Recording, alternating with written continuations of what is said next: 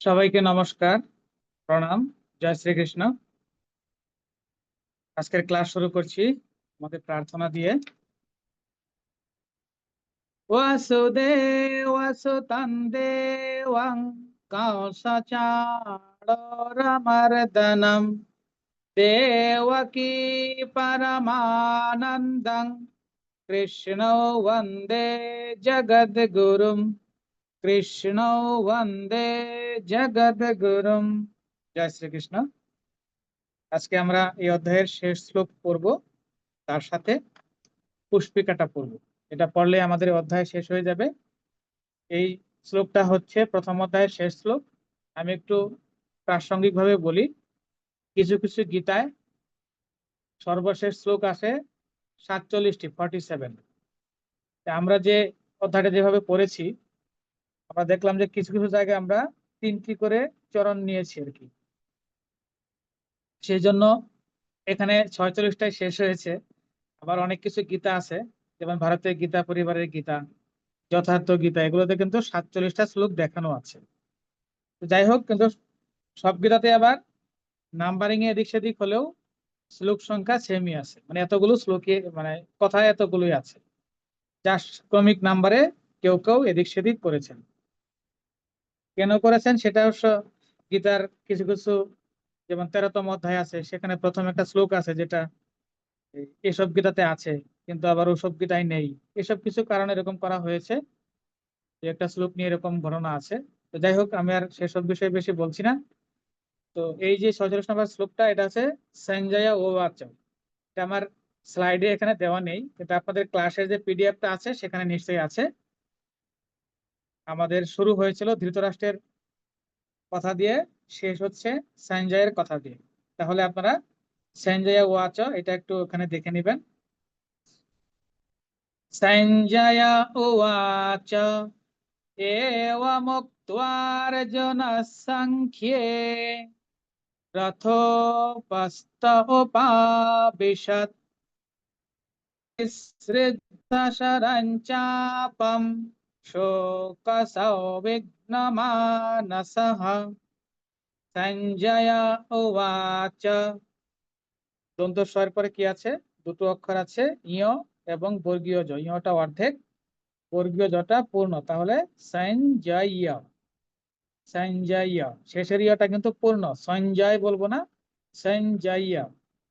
ও watch, war সাথে আকার আছে, এটা দীর্ঘ হবে, আমরা কিন্তু ওয়াচ বলবো না, ওয়াচ। এওয়ামুক্ত্বার্জুনঃ সংখ্যে, প্রথম চরণ এটা। এওয়া, এ আই ও আও, এই অক্ষরগুলো দীর্ঘ হয়। এখানে যেহেতু এটা আছে, এর উচ্চারণটা দীর্ঘ হবে। এরপরে আছে কি ও, এওয়া মুক্ত্বা, ময়ের পরে কি অক্ষর আছে দেখুন, হাফ ক হাফ ত পূর্ণ ও। তাহলে প্রথম হাফ ক নিচ্ছি, মুখ, বাকি থাকছে তোয়া। হাফ ত পূর্ণ ও, তো তার সাথে আকার তোয়া, তারপর অবগ্রহ চিহ্ন আছে দেখুন, এ ওয়া মুক্তোয়া। আচ্ছা, বর্গীয় জয়ের উপর রেফ, তাহলে এটা অর্ধেক র। এ ওয়া মুক্তোয়ার জোনাস, এ ওয়া মুক্তোয়ার জোনাস, নটা কিন্তু পূর্ণ, বিসর্গের পরিবর্তে হাফ দন্ত স। আপনারা এই শব্দটাকে চাইলে 2 ভাগ বা 3 ভাগে ভাগ করে পড়তে পারেন। তা আমি বলবো যে 2 ভাগে 3 ভাগে ভাগ না করে 2 ভাগে পড়ুন। একটা হচ্ছে এ ও মুক্তোয়ার, আর একটা হচ্ছে জুনাস। এই 2 ভাগে ভাগ করে পড়লে ওটা হবে। এ ও মুক্তোয়ার জুনাস সংখ্যে, আর বোঝার জন্য 3 ভাগে ভাগ করে পড়তে পারেন। তারপর হচ্ছে কি সংখ্যে, আমরা কিন্তু সংখ্যে বলবো না, তাহলে ভুল হয়ে যাবে। সং খিয়ে, এ কারটা আছে ক্ষয়ের সাথে, যে অন্তস্থ ইয়টা আছে তার সাথে, সং খিয়ে। সং খেয়ে কিন্তু বলবো না, তাহলে জফলা হয়ে যাবে বা ডাবল খ হয়ে যাবে, সেটা ভুল উচ্চারণ। সং খিয়ে, এ ওয়া মুক্তার জোনা সংখ্যে রথোপস্থ উপাউষৎ। রথোপস্থ, ওটা দীর্ঘ হবে যেহেতু উকার আছে। রথোপস্থ, হাপ দন্ত স পূর্ণ থ, রথোপস্থ উপাউষাত, উপাউষাত।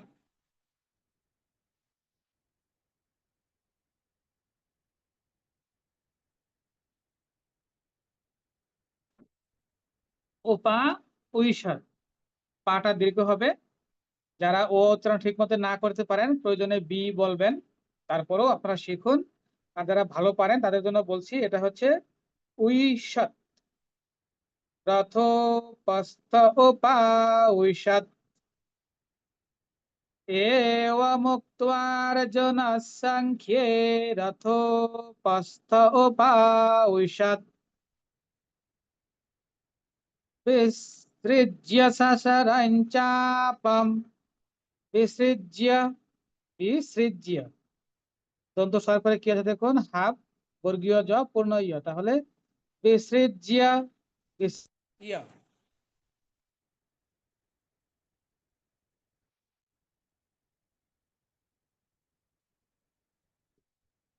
বিসৃজ্য। আমরা কিন্তু বর্গীয় জ ফলা মনে করে ডাবল জ বলবো না, বিসৃজ্য, ইয়র উচ্চারণটা আমরা এখানে স্পষ্ট ভাবে করার চেষ্টা করব। সশরৈন চাপম, সশরৈন দন্ত স্বরটা আমরা স্বর মতো উচ্চারণ করব, তালবাস স্বর মতো উচ্চারণ করব। সশরৈন, বিসৃজ্য সশরৈন চাপম, চাপম মোটা অর্ধেক অনুসারের পরিবর্তে শোক সৌবিঘ্নমানসঃ, শোক, শোক কিন্তু নয়, শোক কটা পূর্ণ, সাও দন্ত স্বরপদ অনুসারটা আছে, এর উচ্চারণ হবে সারনাসিক ও, সাও, সং কিন্তু নয়, সাও, সাও উইঘ্ন, ওর পরে কি আছে হাফ গ পূর্ণ ন, উইঘ্ন, শোক সৌবিঘ্ন মানসঃ, মানসঃ মাটা দীর্ঘ হবে, শেষে বিসর্গের পরিবর্তে ভয়ের মতো উচ্চারণ করবো আমরা। যেহেতু এই চরণটা বড়, এটাকে আপনারা ভেঙে উচ্চারণ করতে পারেন।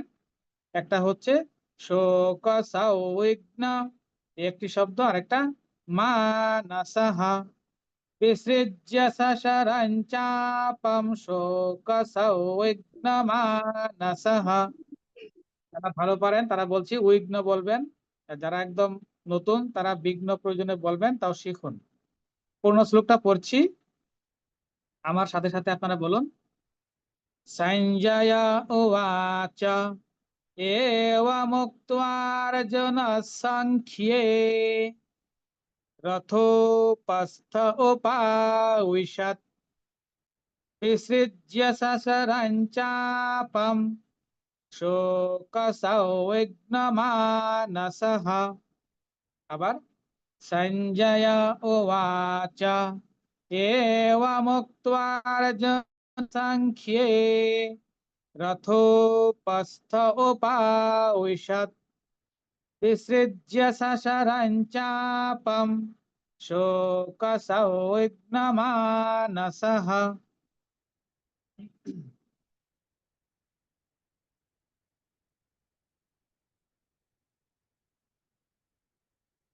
আচ্ছা, এটা আপনারা যারা গীতা পড়তে পারেন তারা জানেন, প্রতি অধ্যায় শেষে আমরা এটা পড়ি। এটার নাম হচ্ছে পুষ্পিকা। ওম তৎসদিতি শ্রীমদ্ভগবদ্গীতাসু উপনিষৎসু ব্রহ্মবিদ্যায়াং योगशास्त्रे श्रीकृष्णार्जुन संवादे अर्जुन विषाद योगो नाम प्रथमोऽध्यायः। ओम श्री কৃষ্ণার্পণমস্তু। দেখুন, ওম, এখানে তিনটি অক্ষর আছে, এই জন্য আপনি এই ওমটাকে একটু দীর্ঘভাবে উচ্চারণ করবেন। অ, উ এবং ম আছে। ওম শ্রী, আর ওম তৎসদিতি, তৎ, তারপরে হাপ্ত, তৎসদিতি, তারপর কি আছে দেখুন, হাফ তাল ভাষ্য পুনর তৎসদিতি শ্রীমদ্ ভগবত গীতাসু, গি এবং তাটা দীর্ঘ, উপনিষৎসু, উপনিষৎ মূর্ধন্য ষ করে হাপ্ত, উপনিষৎসু। এরপরে দেখুন ব্রহ্ম বিদ্যায়, এই বটা হচ্ছে বর্গীয় ব, প ক ব যেই ব সেই ব। আপনারা পিডিএফ এ অন্য কালার করে দেওয়ার কথা, তারা দেখে নিন। ব্রহ্ম এখানে আছে কি হাফ ব পুনর, তাহলে উপনিষৎসু ব্রহ্ম। এই দেখুন এই ব্রহ্ম উচ্চারণটা নিয়ে অনেক সমস্যা আছে, কেউ বলে ব্রহ্ম, কেউ বলে ব্রহ্ম, কিন্তু বিষয়টা সেরকম নয়। এটা হচ্ছে অর্ধেক হ পূর্ণ ম, তাহলে ব্রহ্ম, ব্রহ্ম। আপনারা প্র্যাকটিস করে নেবেন, ব্রহ্ম বলবেন না, ব্রহ্ম বলবেন না, ব্রহ্ম একবার ম বলবেন, ব্রহ্ম বললে দুইবার ম হয়ে যায়। তাহলে উপনিষৎসু ব্রহ্ম বিদ্যায়, ওই ওর পরে কি আছে হাফ ড পূর্ণ ইয় তার সাথে আকার, ওই অনুসারে পরিবর্তে হাফ ইয়, যোগ শাস্ত্রে, যোগ কিন্তু নয়, যোগ গটা পূর্ণ, যোগ শাস্ত্রে, শ্বাস প্রথম হাফ দন্ত স, বাকি থাকছে ত্রে, যোগ শাস্ত্রে।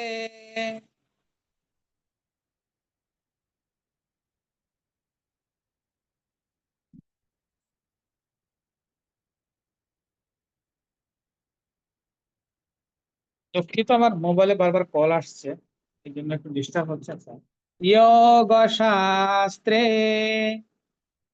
শ্রীকৃষ্ণার্জুন সংবাদে, শ্রীটা দীর্ঘ হবে আপনারা সবাই জানেন, কৃষ্ণার্জুন বা কৃষ্ণার্জুন, পরের পরে কি আছে হাফ মূর্ধন্য সব পূর্ণ মূর্ধন্য, কৃষ্ণার অথবা কৃষ্ণার্জুন, জুন কিন্তু নয় জুন, সংবাদে এটা কিন্তু সংবাদ যে বাংলা মতো বলি সেটা কিন্তু না, এই অনুসারে পরিবর্তন হবে সানুনাসিক সাও, ও হর্ষ চন্দ্রবিন্দু, সাও, সংবাদে, এটাও ওর সাথে আকার, ওয়াদে শ্রীকৃষ্ণার্জুন সংবাদে, অর্জুন বিষাদ যোগ, অর্জুন বিষাদ যোগ, অর্জুন অর্জুন কিন্তু নয়, অর্জুন বিষাদ, বিষাদ দটাও পূর্ণ, বিষাদ কিন্তু নয়,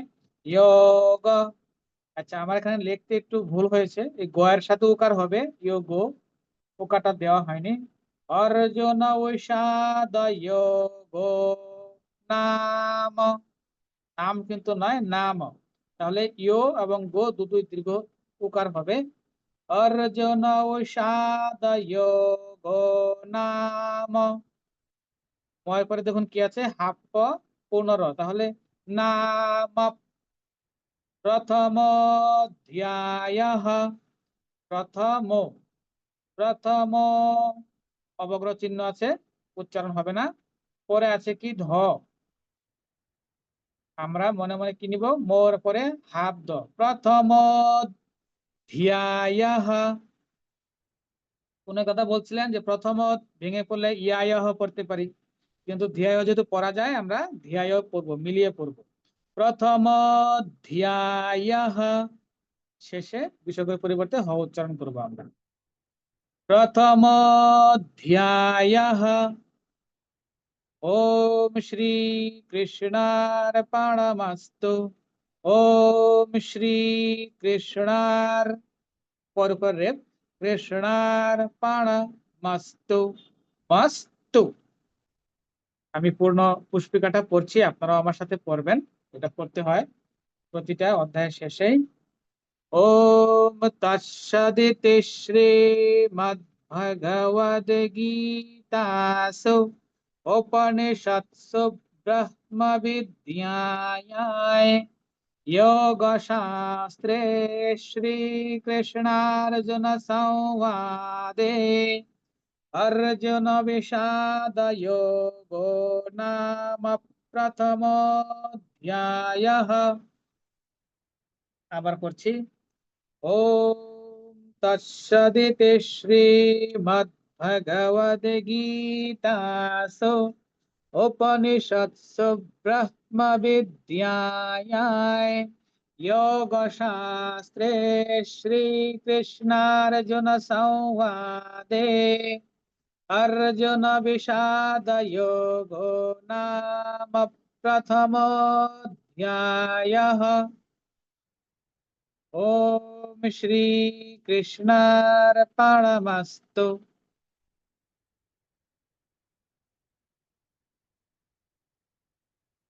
আমাদের পাঠ এখানে শেষ হলো। সামান্য একটি শ্লোক আছে, আমি একটু বলে দিই অর্থটা শুধু। তাহলে এই অধ্যায়ের শেষ শ্লোক কি ছিল? সঞ্জয় উবাচ দিয়ে শেষ হয়েছে। एवमुक्त्वार्जुनः संख्ये रथोपस्थ उपाविशत् विसृज्य ससरं चापं शोकसंविघ्नमानसः। তাহলে গীতা শুরু হয়েছিল, আমি বললাম ধৃতরাষ্ট্রের উবাচ দিয়ে, শেষ সঞ্জয়ের কথা দিয়ে। আমরা অর্জুন শ্রীকৃষ্ণজিকে কিছু তার মনে যে সংশয় এসেছে, যে বিষাদ এসেছে, সেটা স্বরূপ যুদ্ধ না করার জন্য শ্রীকৃষ্ণজিকে কি দিচ্ছিলেন, যুক্তি দিচ্ছিলেন যে কি কি কারণে যুদ্ধ করবেন না। আপনারা সেটা শুনেছেন, সেটা এই আগের শ্লোক পর্যন্ত সেই অর্জুনের কথাগুলো ছিল। এবং অর্জুন সেটা শেষ করে কি করলেন, মানে ওই কথা বলার পর কি করলেন, সেই কথাটাই সঞ্জয় বলছেন। কাকে? সঞ্জয় বলছেন ধৃতরাষ্ট্রকে, যে রণক্ষেত্রে এই কথা বলে অর্জুন তার ধনুর্বাণ ত্যাগ করে সুখে ভারাক্রান্ত চিত্তে রথে উপবেশন করলেন। তার মানে অর্জুন কি হচ্ছে, তার যে গান্ডীব ছিল, আপনারা জানেন অর্জুনের ইয়ের ধনুকের নাম হচ্ছে গান্ডীব, সেটা তিনি রথে রেখে দিলেন। দেখে অত্যন্ত বিষাদময় মনে সেই ধনুর্বাণ ত্যাগ করে রথের মধ্যে বসে পড়লেন। আচ্ছা, এটাই এইটাই কথাটাই সঞ্জয় ধৃতরাষ্ট্রকে বললেন।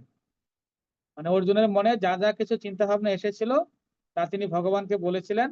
এখন সেই ভাবনাগুলোই কি হচ্ছে, তার আচরণে প্রতিফলিত হচ্ছে। মানে আগে কথা বললেন, এখন তিনি সেগুলো করে দেখাচ্ছেন। মানে তিনি বসে পড়লেন, যে মনে হচ্ছে তিনি যুদ্ধ করতে চান না, যে আমি যুদ্ধ করব না এরকম কথা বলে পাপ হবে, সে রথের পিছনে গিয়ে বসে পড়লেন।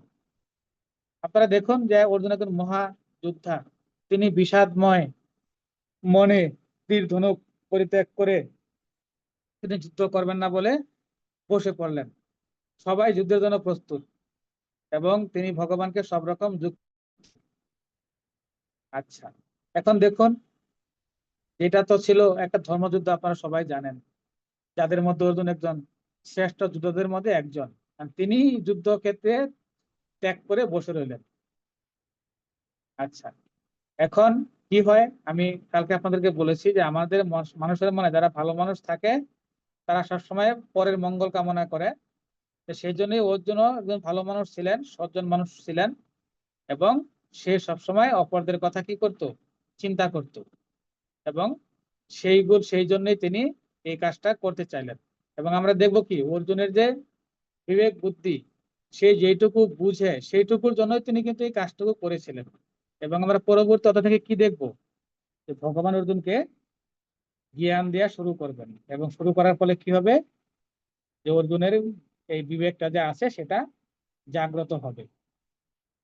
এবং এই অর্জুনের মতোই আমরাই যতই মানসিক ভাবে অবসাদগ্রস্ত থাকি না কেন, যতই কষ্টকর অবস্থায় থাকি না কেন, আমরা যদি গীতা পাঠ করি, তাহলে আমাদের মনেরও সেই অবসাদ দূর হয়ে যাবে এবং আমাদের মনে প্রসন্নতা আসবে।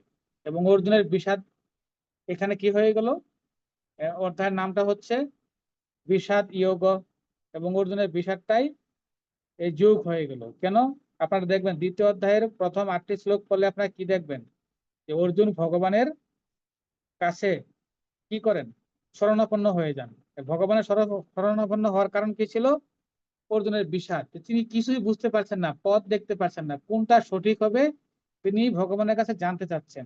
জেনে ভগবানের কাছে শরণাগত হচ্ছেন যে আমি এখন কোনটা করব, তুমি আমাকে পথ প্রদর্শন করো। এই যে যোগ মানে হচ্ছে কি, ভগবানের সাথে যুক্ত হয়ে যাওয়া। এই যে অর্জুন ভগবানের সাথে কাছে শরণাগত হলেন, এই জন্যই এই অধ্যায়ের নামটা বিষাদ। তার যে বিষাদটা আসে সেটা যোগে পরিণত হয়ে যায়। এবং এই বিষাদের কারণেই অর্জুন যেহেতু ভগবানের সাথে যুক্ত হয়েছিলেন, তাই অধ্যায়ের নামটা হয়ে গেছে অর্জুন বিষাদ যোগ। এবং আমরা দেখি কি, আমরাও অনেক সময় এই হতাশায় আমরা ঈশ্বরের শরণাপন্ন হই, যে ঈশ্বর আমার, আমি এখন কিছু বুঝতেছি না, আমাদের জীবনের বিপদ চলে এসেছে, নৈরাশ্য নেমে এসেছে, আমরা তখন ভগবানের শরণাপন্ন হয়ে কি কি বলি, কিং কর্তব্য বিমূঢ় হয়ে যাই, প্রার্থনা করি, তার কাছে বলি যে আমাদেরকে পথ দেখানো হোক। ওটাও কিন্তু আমাদের ভগবানের কাছে শরণাগত হওয়া। এবং আপনারা জানেন যে ভগবত গীতায় এই 4 প্রকার ভক্তের কথা বলা আছে। তাদের প্রথম ভক্ত সেটা হলো আর্ত। এবং অর্জুনের মনের যে আর্ততা, তখন তিনি প্রথম স্তরে ছিলেন, এবং তার সুখ এবং বিষণ্ণতার কারণেই কিন্তু এটা হয়েছিল, এবং তাই তিনি ভগবানের শরণ নিয়েছিলেন। আচ্ছা, অর্জুনকে বিষাদগ্রস্ত অবস্থা থেকে বের করার জন্য ভগবানের, জানেন যে সাক্ষাৎ ভগবানই বসেছিলেন। এখন আমরা হয়তো ভগবান পাবো না, আমরা কি করব, গীতাকে পড়বো। ভগবান আমাদেরকে গীতা দিয়ে দিয়েছেন, আমরা এই গীতা পড়বো এবং গীতা থেকে আমরা উপদেশ নিব এবং সেগুলো আমাদের জীবনে প্রয়োগ করব। কারণ আমরা জানি গীতা হচ্ছে স্বয়ং ভগবানের মুখ নিঃসৃত বাণী। সুতরাং আমরা কোনো কিছুর বিনিময়েই এই যারা গীতা পড়া শুরু করেছি, আমরা কি যেন এই গীতা পড়া মাঝপথে ছেড়ে না দেই। কষ্ট হলেও, আমাদের কাছে যদি কষ্ট মনে হয় যে সংস্কৃত ভাষা উচ্চারণটা অনেক কঠিন, যারা মোটামুটি পারেন তাদের কাছে হয়তো সহজ লাগবে, যারা নতুন শুরু করেছে তাদের কাছে কঠিন লাগতে পারে। তারা যদি মনে করেন যে কঠিন হচ্ছে, আপনারা ছেড়ে যাবেন না, লেগে থাকবেন, চেষ্টা করলে ধীরে ধীরে অবশ্যই আপনারা শিখতে পারবেন। এবং আপনারা গীতা ছেড়ে দেওয়া হবে মানে কি, আপনারা পথে এসেছেন। ছেড়ে দেওয়া মানে ভগবানের হাতই ছেড়ে দেওয়া। আপনাদের ভগবানের কৃপা হয়েছে আপনাদের উপরে, আপনারা গীতা পড়া শুরু করেছেন। ছেড়ে দিলে কিন্তু আপনারা আবার সেই অর্জুনের মতো কিং কর্তব্য বিমূঢ় অবস্থা চলে যাবেন। তাই আমি বলবো আপনারা অবশ্যই এই গীতা যা শেখা শুরু করেছেন, অবশ্যই এটা ছেড়ে দিবেন না, অবশ্যই এটাকে কন্টিনিউ করবেন। আচ্ছা, এবার আমরা পুষ্পিকাতে আসি।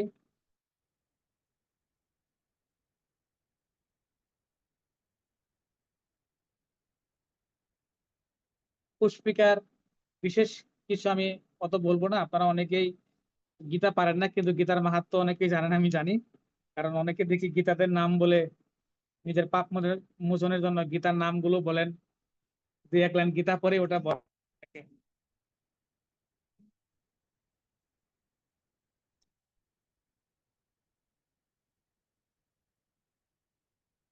আচ্ছা, তারপরে আমি একটু সামান্য অর্থ বলছি।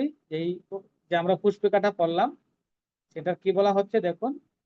যে বলছে ওম তৎসদিতি শ্রীমৎ ভগবত গীতাসু, বলছে এই প্রকার শ্রীমৎ ভগবত গীতা, এটা কি হচ্ছে, এটা একটা উপনিষদ।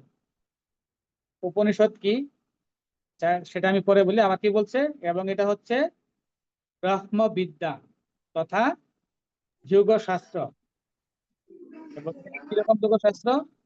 শ্রীকৃষ্ণ অর্জুনের সংবাদের মতো যোগশাস্ত্র। এবং পরে আমরা কি বললাম, অধ্যায়ের নামটা বললাম। নামটা বলে আমরা কি বললাম, আমরা জানি যে আমরা যখন কোনো কর্ম করি সবগুলোই ভগবানের চরণে অর্পণ করি সাধারণত। ভগবান গীতাতে সেরকম নির্দেশনায় দিয়েছেন। তো সেটাই আমরা শ্রীকৃষ্ণের, আমরা যে পাঠটা করলাম এই পাঠটাকে আমরা ভগবানের চরণে অর্পণ করে দিলাম। তো সেই কারণেই আমরা শ্রীকৃষ্ণার্পণমস্তু বলে আমরা এটাকে শেষ করি। আচ্ছা, তাহলে কি হয়েছিল বললো, এটা উপনিষদ। আপনারা জানেন গীতা আমরা বলি কি, শ্রীমৎ ভগবত গীতা। তো পুরো নাম হচ্ছে শ্রীমৎ ভগবত গীতা, গীতা পনিষদ। মানে এটা প্রকৃতপক্ষে একটা উপনিষদের মর্যাদা পেয়েছে, যদিও মহাভারতের অংশ, পরবর্তীতে এটা উপনিষদের অংশ হয়েছে। হয়ে কি হয়েছে, এটা কিন্তু বেদান্তের একটা পার্ট হচ্ছে আমাদের গীতা। বেদান্ত বলতে আমরা কি জানি, কি বোঝায়? উপনিষদ বোঝায়, শ্রীমৎ ভগবত গীতা বোঝায় এবং ব্রহ্মসূত্রকে বোঝায়। পূর্বে বেদান্ত বলতে শুধুমাত্র কি বোঝাতো? বেদ বোঝাতো এবং উপনিষদ বোঝাতো। এবং যেহেতু শ্রীমৎ ভগবত গীতাটা উপনিষদের মর্যাদা পেয়েছে, সেজন্য এখন এটাকে বেদান্তের অংশ হিসাবে স্বীকৃতি দেওয়া হয়েছে। এবং সেই জন্যই এটাকে বলা হচ্ছে যে শ্রীমৎ ভগবত উপনিষদ উপনিষদ হিসেবে বলা হচ্ছে। এবং উপনিষদ কি হচ্ছে? বেদের দার্শনিক তত্ত্ব। আপনারা জানেন বেদের 4টি ভাগ আছে, তার মধ্যে উপনিষদ একটা অংশ। এবং সেখানে কি আছে? ব্রহ্মবিদ্যার ব্রহ্মের কথা বলা আছে এবং আত্মার কথা বলা আছে। সেই উপনিষদ হচ্ছে বেদের দার্শনিক তত্ত্ব। এবং সেই জন্য ওই শ্রীমৎ ভগবত গীতাটাও কিন্তু উপনিষদ। আপনারা জানেন যেটা হচ্ছে উপনিষদের সারসমূহ। শ্রীমৎ ভগবত গীতা যখন পর্যন্ত হয়েছিল, সেই পর্যন্ত যে উপনিষদ গুলো ছিল, সেই সব উপনিষদের সার। আমরা কিন্তু পরে আর অনেক উপনিষদ হয়েছে, আমি সেগুলোর দিকে যাব না। আমি বলবো যে যখন গীতা হয়েছিল, গীতার জ্ঞান প্রচার করা হয়েছিল ভগবানের দ্বারা, সেই পর্যন্ত যতগুলো উপনিষদ ছিল, যেগুলো বেদের সাথে সংযুক্ত আছে, যে উপনিষদগুলো, সেগুলোরই সার স্বরূপ বলে আমি বলবো। অন্যগুলোর কথা বলবো না। মূলত 14টি যে বৈদিক উপনিষদ আছে, সেগুলোর সার বলবো, কারণ ওই 14টি বৈদিক উপনিষদ কোনো না কোনো বেদের অংশ। সেটাই বলা হচ্ছে যে গীতা একটা হচ্ছে উপনিষদ। উপনিষদ পরে আমরা যে জ্ঞান পাই, সেই জ্ঞানগুলো এই গীতাতেও রয়েছে। এবং আপনারা জানবেন যে বেদের শ্লোকগুলোতে, মন্ত্রগুলোতে লক্ষাধিক মন্ত্রে যেগুলো জ্ঞান আছে, উপনিষদে কিন্তু সেই জ্ঞানগুলো আছে 14টাতে। আবার উপনিষদের এই হাজার গুলো শ্লোকে যে জ্ঞান আছে, শ্রীমৎ ভগবত গীতাতেও সেই সমস্ত জ্ঞানই কিন্তু আছে। তো সেই কথাই বলা হচ্ছিল যে এটা এটা হচ্ছে একটা উপনিষদ। এবং তারপরে কি বলা হলো? ব্রহ্মবিদ্যা। ব্রহ্মবিদ্যা কি আপনারা জানেন? ব্রহ্মকে প্রাপ্ত করার যে বিদ্যা। এবং ব্রহ্ম হচ্ছে পরমেশ্বর ভগবানের কথা বলা হয়েছে, আপনারা নিজে বুঝতে পারছেন। তো সেটাই গীতা, গীতাকে এই ব্রহ্মবিদ্যা বলা হচ্ছে এবং যোগশাস্ত্র বলা হচ্ছে। যুগ কি আপনাদেরকে আমি বললাম, যুগ হচ্ছে ভগবানের সাথে সংযুক্ত হওয়ার যে শাস্ত্র, সেটাই হচ্ছে যোগশাস্ত্র। তো সেই যোগশাস্ত্র বলা হচ্ছে। এবং এই গীতার জ্ঞান কেমনে এসেছিল? শ্রীকৃষ্ণের জন্য সংবাদ হিসেবে। আপনারা জানেন শ্রীমৎ ভগবত গীতা ছাড়াও আরো অনেক গীতা আছে, অনেকগুলো গীতা। এবং মহাভারতও অনেকগুলো গীতার কথা উল্লেখ আছে। তো সেগুলো দেখবেন যে কোনো কোনো ভাবে, মানে কথোপকথনের মাধ্যমে সেই গীতাগুলো এসেছে, অনেকটা এরকম। তো সেই রকম এই গীতাটা আমরা পেয়েছি কৃষ্ণ এবং অর্জুনের কথোপকথনের মাধ্যমে। সেজন্য বলা হচ্ছে কৃষ্ণার্জুনা সমবাদে। আরো বিশদ ব্যাখ্যা আছে, তা আমি আর ওইদিকে যাচ্ছি না। তো আমি আর কথাও বাড়াচ্ছি না। তা আমি জাস্ট আপনাকে জিসটা বলার চেষ্টা করলাম। আমি আমার কথা এখানে শেষ করব। আর যেহেতু পুষ্পিকাটা একটু ব্যতিক্রম, সবাই পড়ে না বা সব গীতাতে নেইও, সেটাও যেন সবাই আমরা পাঠ করতে পারি, আজকে চেষ্টা করব। এই কথা বলে আমি আমার ক্লাস আজকে শেষ করছি। আমরা এখন শুরু করব সিঙ্গেল অনুপাঠ। জয় শ্রীকৃষ্ণ।